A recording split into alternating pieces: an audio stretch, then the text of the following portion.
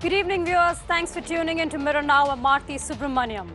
The social distancing has become the buzzword, the mantra of the extraordinarily unprecedented situation we are in today. As India and most Indians are staying indoors, the forced proximity and the social isolation is having an adverse impact on interpersonal relationships and mental health. You are cooped indoors with your families, your children, your spouses, with no choice but to stay together. Now, in an era of communication, many of us are actually unable to spend time with our friends and families in the same environment. And this sudden change in routine is taking its toll. Tonight at Mirror Now, we will continue the conversation on the importance of mental health during a pandemic. We will speak to experts on how to ensure a healthy relationship with your loved ones at a time of isolation. Call us, tell us how you're dealing with self-isolation, tell us how you're managing to survive without your friends, tell us how you're managing to survive cooped up together with your families, and we'll see if we can get any answers to that from our experts. Now, joining us tonight is Dr. Syeda Ruksheda. She's a psychiatrist and psychotherapist. Atul Khatri, stand-up comedian and writer. Shivam Pal, he's a Beijing-based media professional, lots to learn from Beijing perhaps. And Dr. Sapna Bhangar, she's a psychiatrist and the head of Empire. And Vandana Kohli, documentary filmmaker. Ladies and gentlemen, thank you so much for joining me on this very important discussion. When we talk about the economic impact, we talk about the impact on your physical health. I think it's really important to also take into consideration the impact that this pandemic is having on many people's emotional well-being.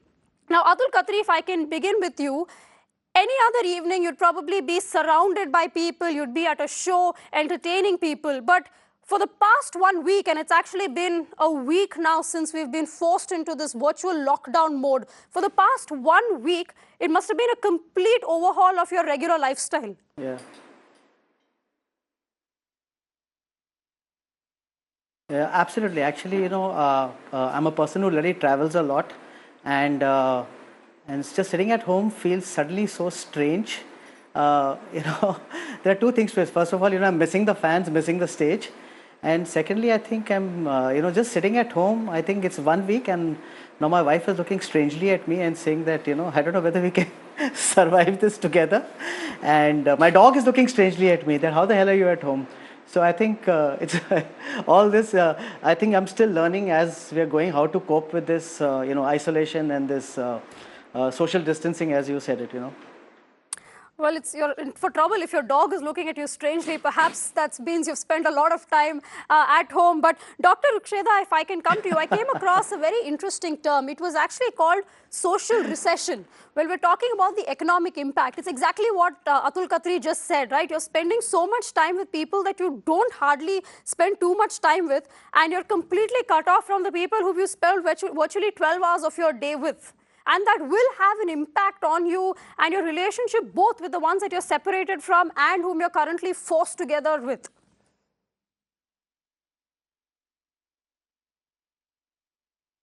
Yes, definitely. I think what we need to do is we need to look at our attitude towards the people around us now. So we need to rechange our normal lives, because at least for a few more weeks, our normal life is going to be different. And if we have functional relationships around us and with the people that we're spending more time with, I think that would be healthier for us. There are people that, like you said, that we're used to seeing on a daily basis and we're not seeing anymore. And there are people that we generally spend, like I always say that we, in urban cities, especially where both couples are working, or even if one of them is working, you have like a 4-hour marriage and a 2-hour parenting thing. And now that there is an overexposure of these kind of relationships and these people, we need to really attempt, all of us collectively, within our own households and within our groups, to bring about more functionality into our relationship and set a new normal for us, so that we are less threatened, and the uncertainty of what's going to happen and how long this is going to go on, and the stress that is created with a certain amount of threat that is unseen and when we're used to roaming about with a certain amount of freedom, with a certain amount of certainty that we're protected, that we're healthy, that we're safe and secure, all of a sudden that feels that it's yanked out. And so if we look at people around us and we make those relationships count for us, and if we count on them as our support, then it's definitely this phase of being apart from certain people and being with certain people is going to be a little bit more tolerable and could actually be also nourishing and nurturing. Right, Dr. Ruksheda, now what you mentioned of the unknown. Now, what is unknown also is the fact that we don't know how long we are in this for. This could be for 1 week, it could be for 2 more weeks. We don't actually know how long the social distancing is going to continue. Now, Shivam Pal is a media professional from China. He spent a lot of time there. He's in Beijing. Shivam, you know, China has experienced the worst of coronavirus. They've now come to terms with it. The numbers have steadied over there. But the social isolation and the distancing continues. In fact, I was reading a study that said divorces are at an all-time high in China because so many couples who have had nowhere to go, they've stuck at home and they've actually realized that they perhaps don't like each other too much. But there is a social impact in terms of the relationships that it has had, and that's very visible in China. Yeah, you're right. Like basically, yeah, there has been a study, recent report in which they said that there are more like divorce cases over the last 2 months. In fact, on March 23rd, the 2 months of this partial lockdown, or I mean, lockdown was happened in Hubei and Wuhan, but in Beijing it was always a semi-lockdown or shutdown or partial lockdown. So yes, I mean it's been 2 months. I have also been doing semi-quarantine at home mostly, though I have to go to work. But my wife is here. But as far as the divorce rate, point you made, I mean, I must also add a few things. In China, especially these divorce cases are happening among the millennials. If you see the survey. But another positive side of the story is, the millennials are rediscovering themselves. They're rediscovering their culture, heritage, history of China, because right now the new generation, the millennials, they are kind of, they're not as, rooted to the ancient culture, history, like their previous generations. So that's been a kind of a boon for the millennials. They are learning more about Chinese culture, history, and a lot of people. In fact, in China, social media is very popular. As you know, TikTok. It's a Chinese company in China. It's called Douyin, and it's really popular. So a lot of millennials, they have learned cooking. These days, because in China, if you see, I mean, whatever I've seen in Beijing, the youngsters, they are not into cooking much. So most of the Chinese people, especially the millennials, they love to eat out. They have food outside mostly. They hardly cook at home, barring some festivals or some big days. But here, over the last 2 months, they are trying new recipes. They are learning cooking. They are, rediscovering a lot of things. Even a lot of Chinese folk tales, stories, a lot of Chinese traditional games like mahjong, and all these kind of games are being played within the family. So it has got its positive side. And I myself, I'm living here with my wife. My wife is hardly going out. But yes, we have rediscovered ourselves. We are watching lots of movies. I guess in India also people love to watch Netflix and all kinds of OTT, these platforms. And I have also rediscovered myself, I must say, because I was not watching a lot of Bengali movies. I'm coming from Bengal, actually. I'm a Bengali, but I haven't seen any Bengali movies over the last 5-6 years or more than that. But of late, I've seen some 30-40 odd Bengali movies. Right. And that has given me a new dimension, about how the movie industry has progressed there. So you can rediscover yourself. This is a good time to rediscover yourself, you can discover new talent. A lot of things can be done, I guess. I mean, this is really useful. You can make it useful, actually. Yes, I think that's very important, Shivam. You can make it useful, and especially what you spoke about, the millennials, because they're young, they're restless. Now, Dr. Sapna Bangar, tapping into the millennial conversation that Shivam just struck off. Now, they're so used to being on their phones. They're so used to, at the end of the day, it's a generation that has grown up with phones and communication, posting online what they're constantly doing. But now they found that they actually have nothing to do because they're at home and they have to rediscover themselves, rediscover the people that they've actually, their families perhaps, and it's not an easy challenge at all. I completely agree. I think it's a new situation for most of us, but it is extremely challenging for the younger people because I think the older people are still okay with reading books because they have grown up in a generation, for example, where we didn't have phones. So we are used to entertaining ourselves. But with the younger generation, this is completely new. They just are completely lost about what they can do with their lives at the moment. Because as you were saying, social media is such a big part of their lives. And at the moment, social media is flooded just with messages and what not to do about coronavirus. So it is extremely difficult for them. And I think they need to rediscover themselves in terms of what to do. And they have distanced themselves from families. They're not used to spending time with families. Families are disintegrating anyways in this generation because everyone is doing things by themselves. So suddenly being cooped up in a house with your parents, with your siblings. So it's a period of readjustment for everyone, and the younger generation more so. It's a huge challenge. Vandana Kohli, how are you coping up with being indoors, your family? It's a unique challenge for everybody, no doubt. It's something that we've never experienced before. It's an entirely new situation and we don't know how long it will last. How has social distancing impacted you and the people around you whom you live with?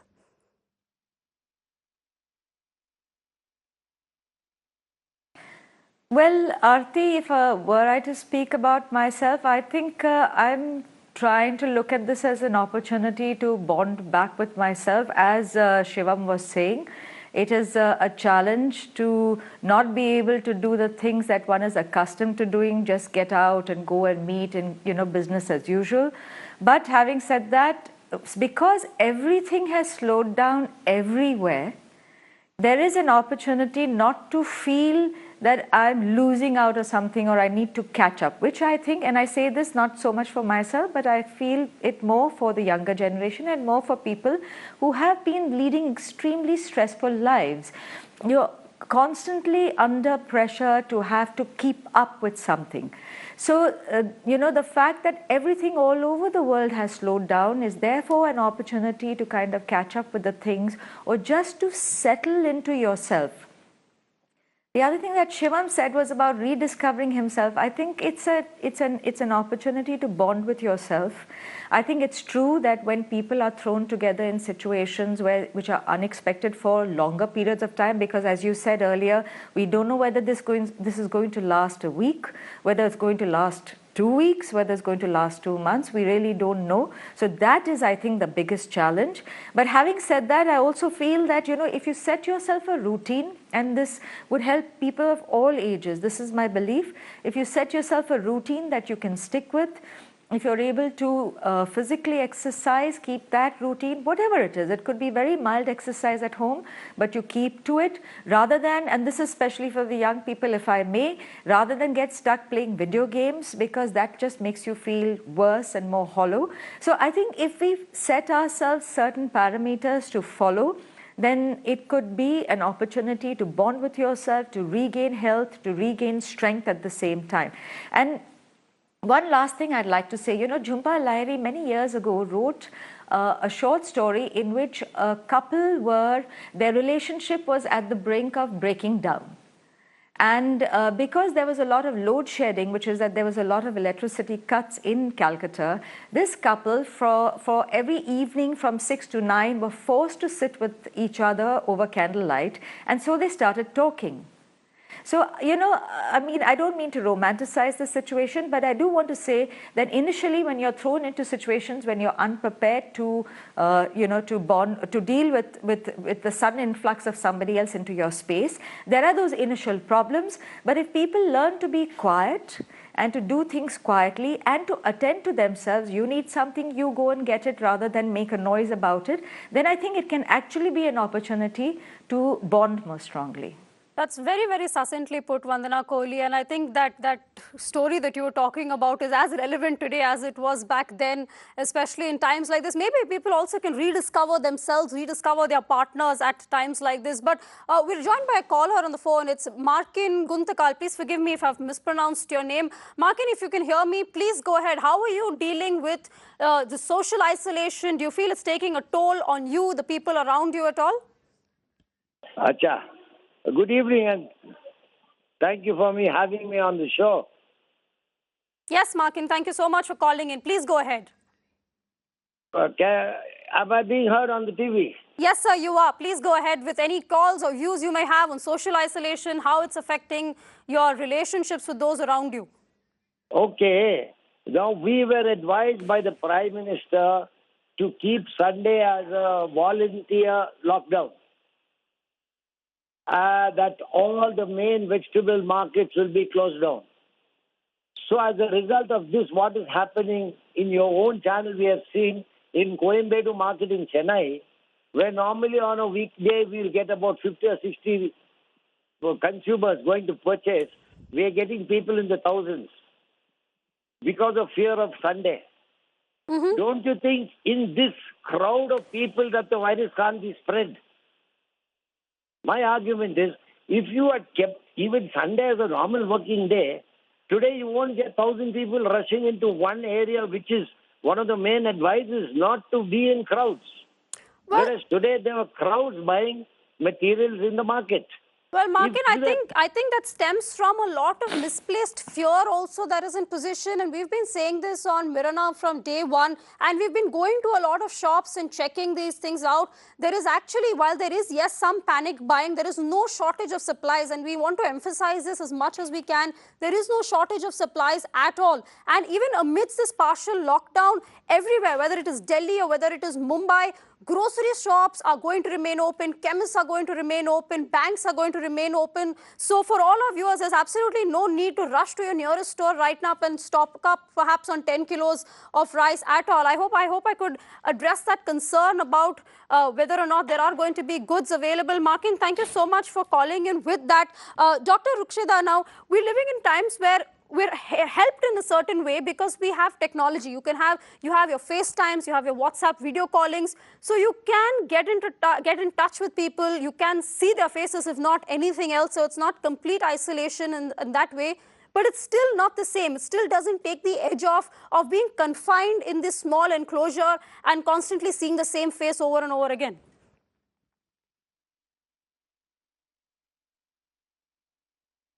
Yes, that's true. And at this point, I would also like to say that, if you look at it, the people who are mentally healthy and fit, they have different challenges. But the people who are either already suffering from a psychiatric illness or some mental health issues, or there are another subsection of people which might get new symptoms of mental health disorders and stress disorders and anxiety disorders because of this forced enclosures, whether they are forced by the government or at this point whether it's voluntary.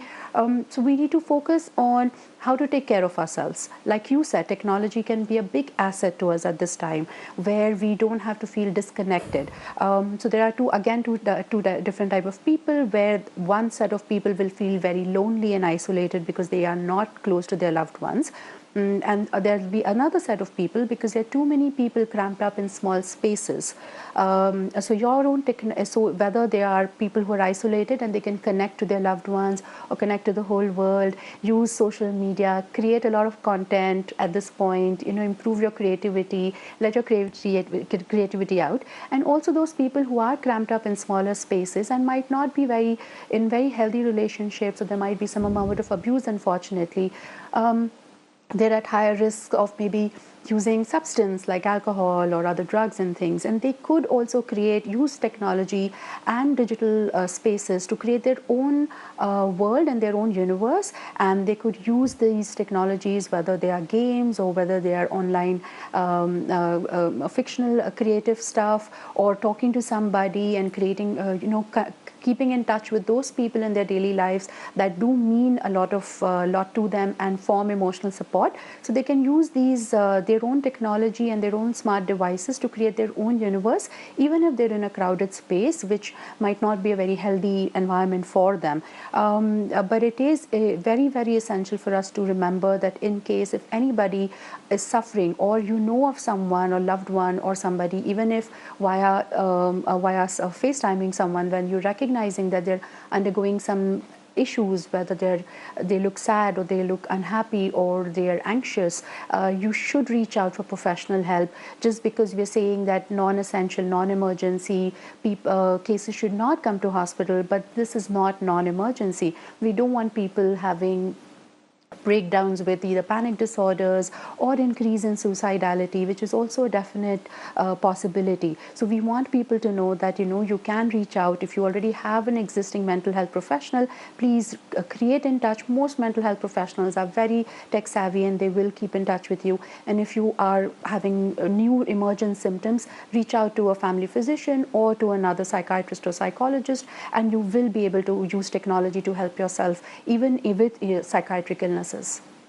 Dr. Ruksheda, that is extremely important advice for all our viewers. Don't hesitate to reach out at all. You might not consider it to be a big deal, but please always reach out if you feel that the walls are closing in, so to speak, and you need help. Atul Khatri, I know you wanted to come in. Please go ahead.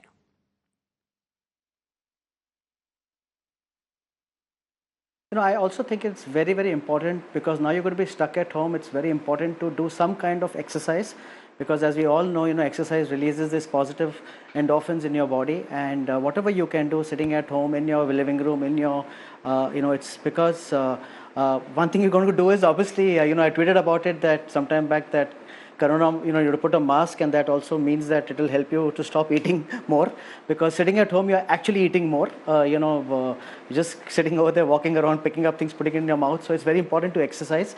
I mean, thanks to this thing, I have actually started exercising twice a day, which was a routine which I couldn't do because I was traveling a lot because of my comedy.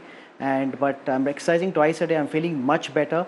I'm trying to eat as much as healthy I eat at home, because when you travel out, you tend to eat a lot of unhealthy stuff. So it's very, very important to eat healthy, to exercise in whatever capacity, on your terrace, in your balcony, in your living room, keeping in mind that you don't go out in a park and things like that. The isolation has to be there, but please do that. And I think that's extremely important for everybody listening, especially the millennials who really don't exercise too much. Atul Khatri, maybe we can see a video of yours also soon on social media exercising. We've seen those videos of Katrina Kaif and Jacqueline Fernandez. Maybe next we'll see a tutorial from you. But you spend so much time on social media. It's a very important platform for you to reach out. But at the same time, this must be very difficult to be staying away from people at a very personal level. Is there a part of you at the back of the head that is constantly anxious about staying away from the limelight, staying away from the spotlight, so to speak?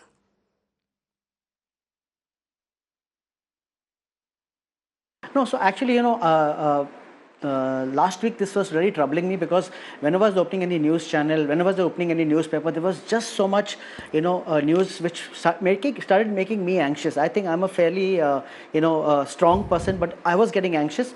So from this Sunday onwards, last Sunday onwards, I've been putting out on my Instagram account every day 3.5 4-minute clips of only positive news. So I take, all positive news, whichever I can find out, whatever I can find. And in a funny way, I'm trying to do it. I have 6 episodes of my only positive news hitting every day till now. And people are very happy. And I can see people are being so, these are news which they're probably reading it also. But I'm saying it helps them. And I'm connecting. I think every day I get close to around 100,000 views collectively on this only positive news. And I think it's very, very important for all people, whatever you can. And it's honestly helping me connect with my fans and also increase my fan base, actually. Right. Something which I could never do because of my busy schedule earlier. Right. Satyan from Mumbai joins us. Aarti. Yes, sorry, go ahead. Please go ahead. Satyan from Mumbai is joining us on the phone line. Just give me 2 minutes. I'll come to you in exactly 2 minutes. Satyan, please go ahead with your views. Yeah, thanks a lot for actually bringing up the mental health part, because this is very necessary right now. My question is basically, as someone who suffers from depression and anxiety and PTSD, I have actually isolated myself for years. It's been just a few years that I have started, taking counseling and coming out through this, and to come out and make my mental health a little better. But right now, with the shutdown and everything, it is kind of affecting me. I'm getting more anxious and I'm getting more worried because now I don't know what to do exactly. Right, Satyan, I can imagine that must not have been easy for you to say. We do appreciate your courage in saying that. Vandana Kohli, I do know you want to come in, but just because we have that caller and we do have some professionals, medical professionals on the show tonight, I'd just like to give Dr. Ruksheda an opportunity to answer what Satyan is saying, and then I'll come back to you. I'm really sorry to have to make you wait. Dr. Ruksheda, do you want to address what Satyan was talking about?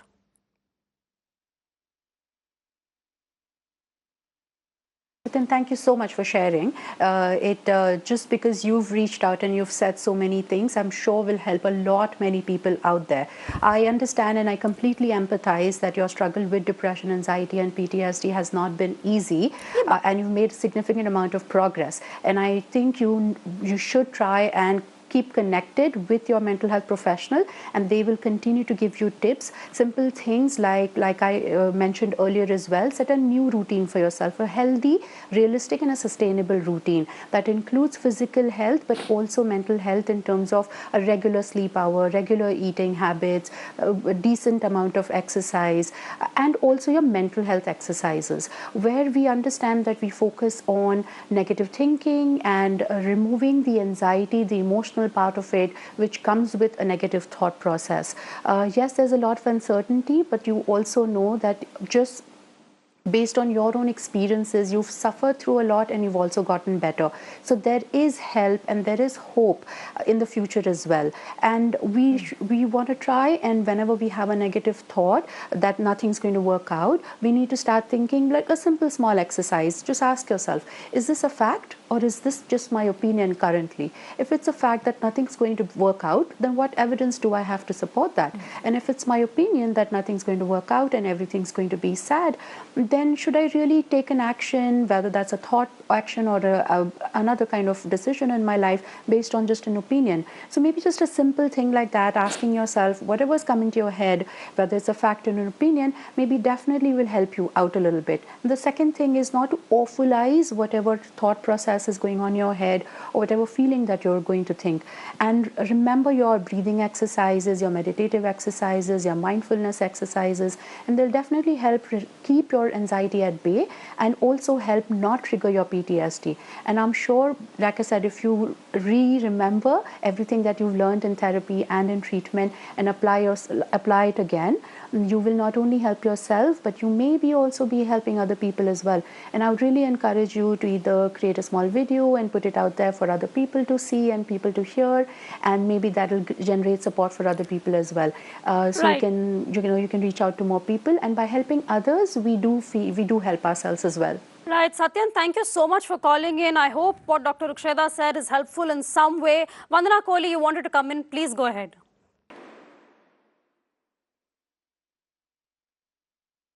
Arti, I wanted to take off a little bit on Atul's point when he said that, he's beginning to exercise, he set a routine for himself, he's doing things that he's been wanting to do for a long time, but earlier because he was traveling so much, he was unable to do.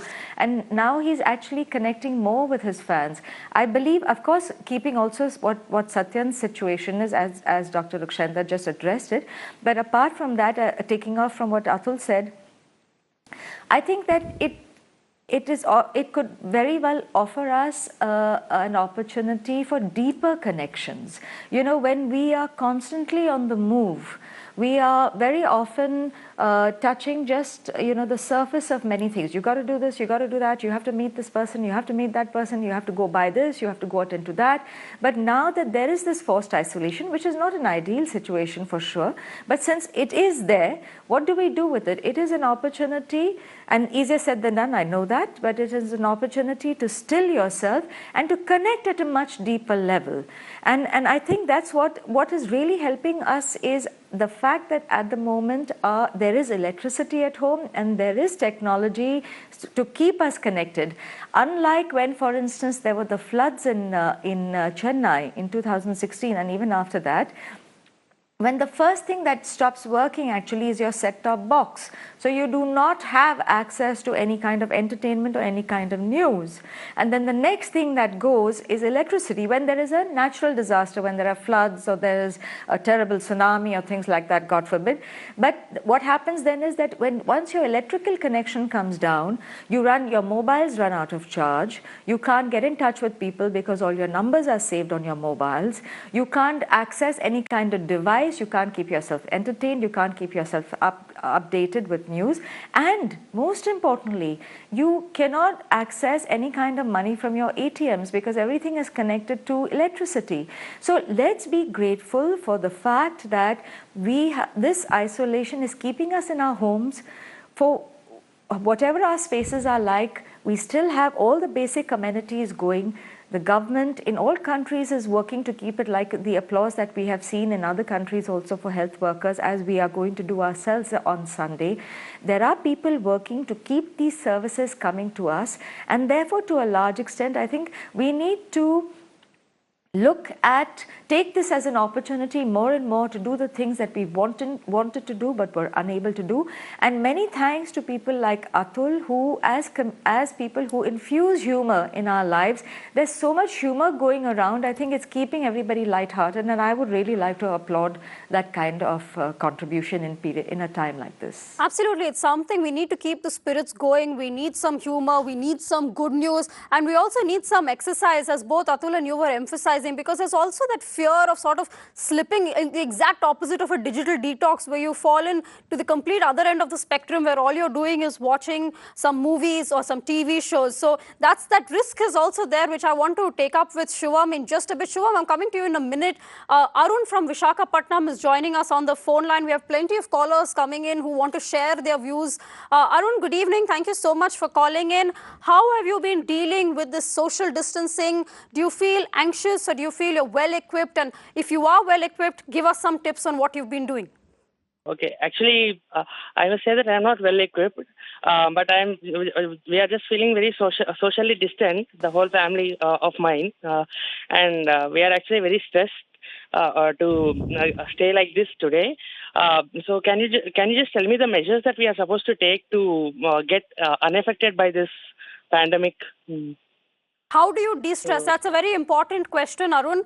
Before I come to Dr. Ruksheda, she's going to give us a medical opinion. I do want to come to Shivam Pal because he's got a lot of experience in this. While we've suffered for like around 1 week of social isolation, Shivam, in parts of China has been much longer. So just as somebody who's been observing how China is dealing with this crisis, just tell us what are the tips that we can perhaps pick up from Shivam. Though I do want to, of course, state that this is not a medical opinion, but this is just from his personal experience and observation of China. Yes, Aarti. As Vandana was saying, the technology is our closest friends these days. So, and another thing I must say that we are slaves of our habits. So it all depends on our habits. So when China announced about this shutdown and lockdown in some parts, so the first thing came in our mind, how we are going to deal with the situation and for how many days this will continue. So we are clueless, totally clueless. And I am an outgoing person. I have been traveling all over the world. Virtually every month I travel to a new destination. So it was a kind of uncertain situation at that time. And then I was just wondering how to deal with the situation. But, as habits go, like gradually after like 3-4 days, I got into the groove of my new life. And to be honest, like I know I'm from Bengal, as I mentioned. So we have grown up in a culture of bans and shutdowns and all. In those days, I remember like for 2 days at a stretch, everything was shut. But I believe whatever a little I know from China, that in India it's not complete lockdown. Like essential services will be open, the shops will be open, the medical stores will be open. But in Bengal, I remember during my childhood days when there was a band or a shutdown or a like dharna or something like that. Those days, even the medical shops were closed. Like I have faced such situations. Even getting somebody to the hospital was a big problem. But now I believe like the India won't go for that kind of lockdown. And even like in China, in Wuhan was locked down for a long time, more than a month. And so that time, they didn't they didn't let, I mean, what happened at that time, they let from every family, every household, they allowed one person from the household to get out of the house and get the essential whatever you needed. So that is how they manage the situation. I believe in India, we are gonna do it. And another thing, like those who feel that what I am going to do, like think about like a lot of professionals, like if you are working, not just the soldiers, even some of the professionals who are working, you know, in some of the distant places, remotest areas in northeast or some hilly areas in other parts of the country. So there you don't have much to do. I mean, you can't socialize much, but you have been living. So we are all slaves of our habits, and once we get into the groove, I believe like life becomes quite normal. So that's what I have seen. Like last 2 months, I haven't been to any other place outside Beijing. In fact, today, after almost 2 months, for the first time, I went like more than 5 kilometers away from my house. But I can't complain. You Yeah. know, I can't complain because, you know, I have been, this is the new normal I have embraced over the past few weeks. So I Yes. guess with time, things will change and people will adjust themselves and their lives to the situation. And I hope India won't face such a big crisis when you have to get, you know, a month long or 2 months long lockdown. You know, that may be a partial lockdown or shutdown, but I don't think there will be a complete lockdown. Right. I have I have trust on Indian system and Indian people's, like, you know, our resilience, our spirit, and our fighting back spirit. That's something very important, I believe, Right. and all of us should believe in that, Aarti. Right, Vandana, it's just the newness of it also, isn't it? It's also teething trouble initially. People have to rehaul, and it's almost like all your wires have to reset to get used to this, wake up and have nowhere to go. So obviously there is a lot of anxiety because it's a whole new world almost.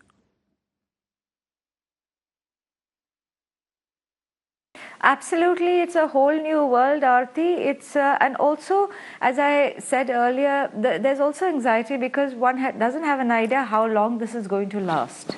You know, if, for instance, if we knew this was going to be 2-3 days or 4 days or a week, one can still kind of, you know, mentally prepare yourself for it. But at the moment, we have no idea how long this is going to last. I think, I mean, we would do well, each one of us, if we would prepare ourselves for a longer haul. If it gets over more quickly, that's fine. But I think, as Shivam was saying, the most important thing is that it's not a complete lockdown in this country. That's a huge thing.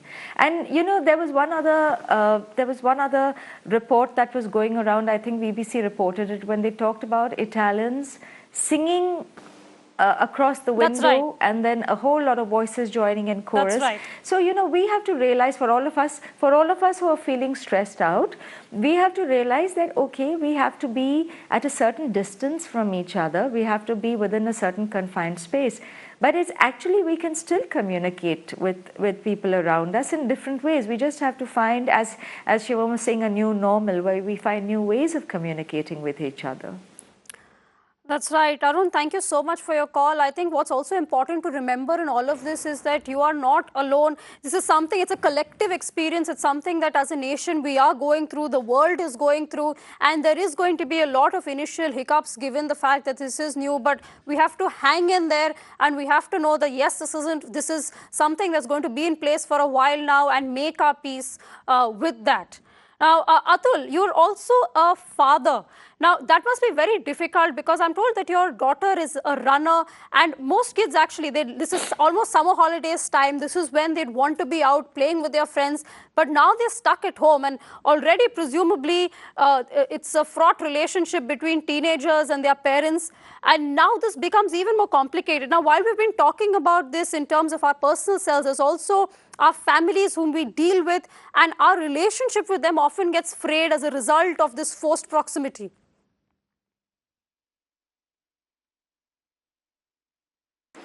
So yeah, I don't know. I would say actually one of my daughters, who's the runner, she's right now in UK. She's stuck in UK in a university, and she was asking should I come back, but she wanted to stay there, and I said okay, you stay there, and as long as she's intelligent enough to follow the same rules, I think she'll be fine over there. I have a younger daughter who's at home right now. Her colleges are closed, and but she's a clinical psychologist, so she's also keeping a distance away. And in fact, she's probably coming and telling me, "Papa, calm down. Papa, calm down."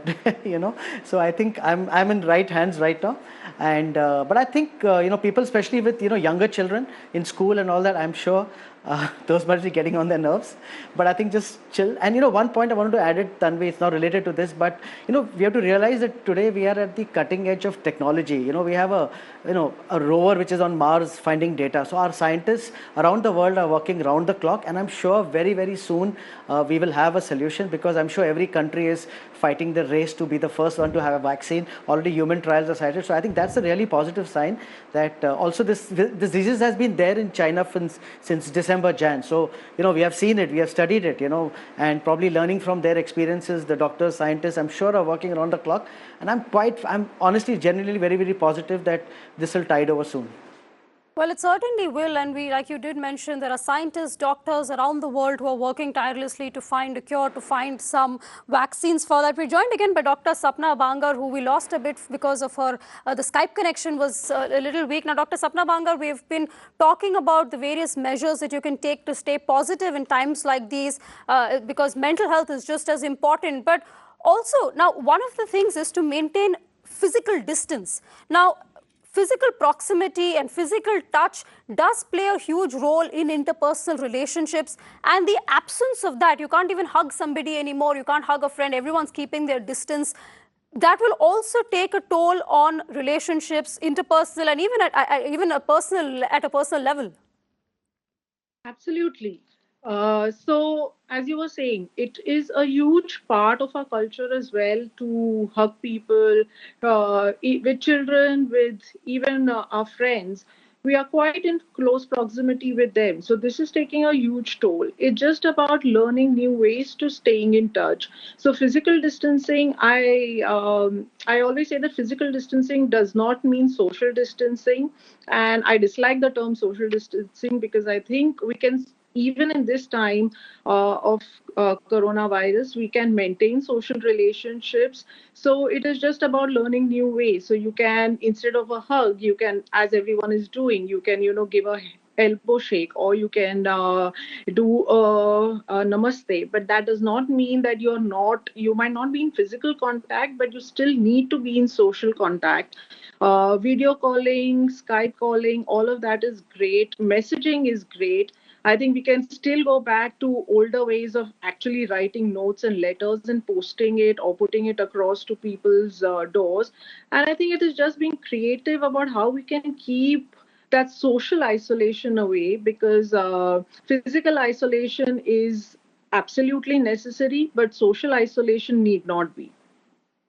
Right, Vandana Kohli, there's this video that's gone viral about the namaste, how it's healthy, it's something you should practice instead of shaking hands with people. World leaders are advocating that. It's been an ancient Indian tradition, of course, but the absence of physical proximity, the absence of physical touch more than anything also is deeply challenging.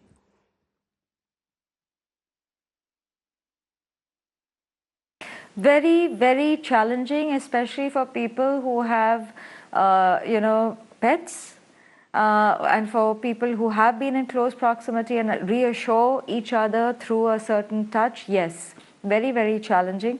But having said that, this is the time to find opportunities to use your hands to do other creative stuff. So for everybody who's been wanting to try their hand at an instrument, for anybody who's been wanting to try a certain kind of cooking or a certain kind of knitting, anything tactile. For someone who wants to personally attend to his or her own plants, anything tactile is what keeps that, addresses some of that need. Using our hands and using our palms. You want to learn Tai Chi, which is again all about the palms, all about energy, all about feeling and sensation in the fingers, right to your fingertips. So what I'm saying is that this is, if we look at this as an opportunity to do the things that we've always wanted to do, then it offers us a very, very good opportunity to do so. Absolutely. Make the most of this time. Also, we have another caller, Dr. Rabindranath Bose from Kolkata. Dr. Bose, good evening to you. Please go ahead with your views. Good evening. I am a retired person, but after retirement, I am remain active. But for the corona, I just confined myself within the family. So I have no anxious, only slight anxious for my younger brother who is doing the job of medicine supply. He is a small businessman. In Calcutta, it is the customary that all the retail shop are taking medicine throughout the year, and at the end they are clearing the dues. So my brother has bound to supply medicine and go outside, but he is not taking so much cautionary measure because here it is not available. The sanitizing which is required during his flying through the city, different places, he is not getting sanitizer. So for this, he is not taking any cautionary measure. Right. For this, I am slightly anxious. But myself, I am very nice. I am reading the books in this time. So I am okay. And I think at this time, all people throughout India have to isolate or maintain the guide that is given by our state government or central government. And one thing I know, my nephew is in Germany. They are all confined in the family, Hamburg. And every night at 9 p.m., they have to clap. Everyone have to clap to know the society that they are alive and they are conscious. Well, that's actually Sunday at 5 p.m. But Dr. Bose, it's really nice and heartening to hear that you're keeping yourself in good spirits, you're keeping yourself occupied, you're reading books. But I do understand that at a time like this, Dr. Bangar, you also feel anxious about your relatives who are elsewhere, in other cities, for instance, in other countries. Like Atul, for instance, has his daughter in the UK, and I can imagine that must be an extremely harrowing experience also. But Dr. Bangar, how do you deal then with worry not about yourself or the fact that you have to be isolated from the world, but this constant anxiety about your loved ones, who some of whom are out there working, who work in emergency services and can't be indoors? Yeah, it is. I think part of our anxiety is also mainly about the people we are not around. So most of us are worried about our elderly parents. Most of us are worried about our children who may not be in the physical vicinity as we are hearing. So they may be out of the country, even in the same city. I have my parents living away. And because they're elderly, I worry about them. So I think most of us are worried about them. So keeping in touch with them, we have the luxury of technology now. So we can easily video call them and see about their well-being. That makes them feel better. It makes us feel better. Our anxiety goes down as well, just hearing their voice and looking after their well-being. So I think make the best use of technology at the moment and use the resources nearby that are available. So in this time, for example, the society that you're living in, the building people that you're around with make a lot of difference. So even for individuals to go out and be part of the community is it gives us a sense of purpose as well. So a lot of societies, for example, young, healthy people are helping out the elderly. So that is it gives a sense of purpose for the younger people as well to do. Those who are healthy and are able to go out still. So I think it is also about keeping in touch with your loved ones through technology at the moment, even if it's not possible physically. Right. Dr. Ruksheda, do you want to come in on that?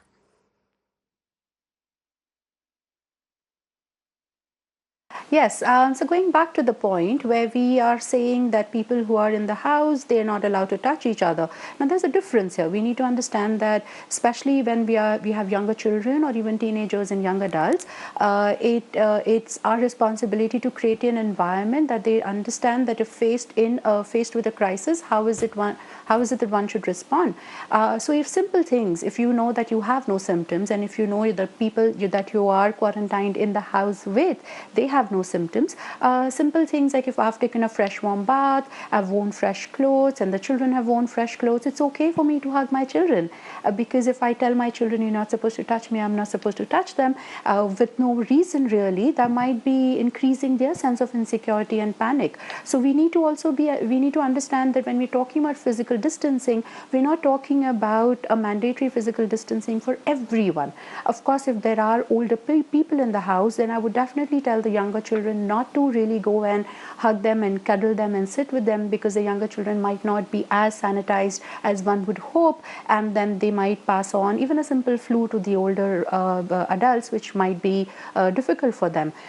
So simple things like that, if we teach our children that if you're fresh and I'm fresh and we're all healthy, then we can still touch and we can still maintain those contacts which are comforting, but also, you know, it improves our oxytocin levels and serotonin levels, which is still okay to do. But simple things, if you have gone out for something and you've come back, wash your hands, wash your feet, change your clothes, a few simple precautions, and that should be fine.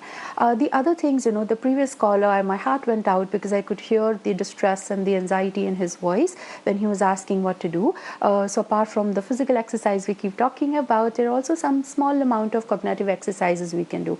I was just talking to somebody else earlier, and he was like, oh, I'm enjoying my time, not really enjoying it, but I still have so much to do because I'm taking my online courses and I'm learning, relearning or learning new skills. So, you know, when you're also doing cognitive exercises like that, learning something that maybe your vocation related or maybe a hobby related, that's something you need to devote a little bit part of your day, and that will really build your resilience. That will set an example for the other children in the house as well, because some children, we are saying that we're homeschooling and you're supposed to sit and study, but I'm supposed to not do that. So that might not be might not be okay. And it's important for all of us to kind of realize that this is a great equalizer, and which is a great time for us to feel that, oh, everybody's in the same boat. So that's fine. That's a great equalizer. It can increase our empathy.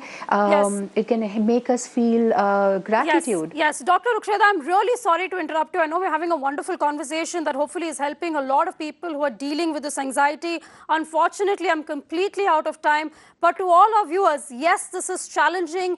Yes, this is new, and we're going to get used to it because we don't know how long we're in this. But what you must remember is that you are not alone.